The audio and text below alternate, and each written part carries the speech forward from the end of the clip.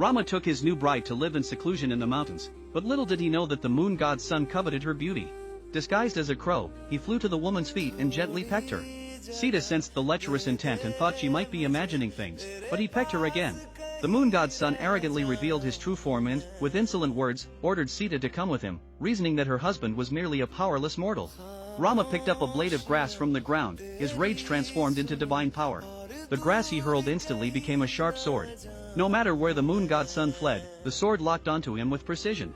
He had no choice but to return in disgrace, begging Rama to spare him. Rama deemed him guilty of disrespecting a woman and pierced his eyes with the sword as punishment. At that moment, Rama, now an ascetic, was both ruthless and sacred.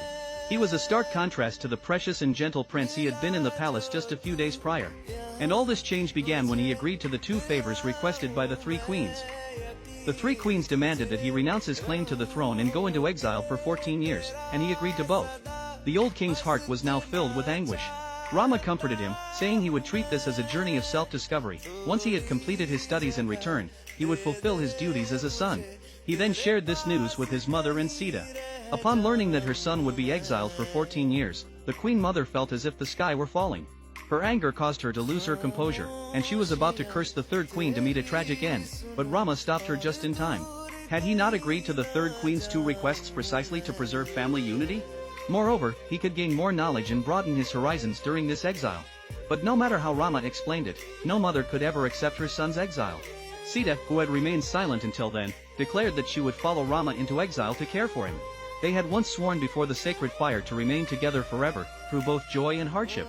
Of course, Rama did not want Sita to suffer alongside him, and he repeatedly explained to her the hardships of exile. But Sita retorted, "Do our wedding vows no longer hold? Are you going to deprive me of my rights as your wife?" Seeing the calm yet resolute look in Sita's eyes, Rama said no more. As his brother's most loyal follower, Lakshman was far less patient. Gripping his bow and arrow, he was about to confront the queen of the three kingdoms and make her pay for her atrocities. But Rama countered, "Is this act of revenge not itself a form of violence?" No matter how much resentment Lakshman harbored, he had no choice but to accept it, declaring that wherever Rama went, he would follow. The three slowly shed layer after layer of their ornate finery, yet the wedding ring, the one Sita had given him on their wedding day, remained. Rama gently caressed it, but in the end, he could not bring himself to take it off. The three donned the robes of ascetics and went together to bid farewell to the old king. The elderly father could do nothing but weep uncontrollably. He knew he could not change Rama's decision and could only offer his most sincere blessings to the three.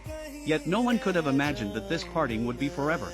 Meanwhile, upon learning of Rama's impending exile, the subjects gathered outside the city to protest. Why, they asked, would the heavens take back such an outstanding heir after bestowing him upon them? Rama explained that everyone has a duty to fulfill. It was his duty to honor his father's promise by setting out on a pilgrimage, while it was the subjects' duty to obey the sovereign's arrangements and accept Bhatta as the new heir. Then, disregarding everyone's attempts to stop them, they left the capital.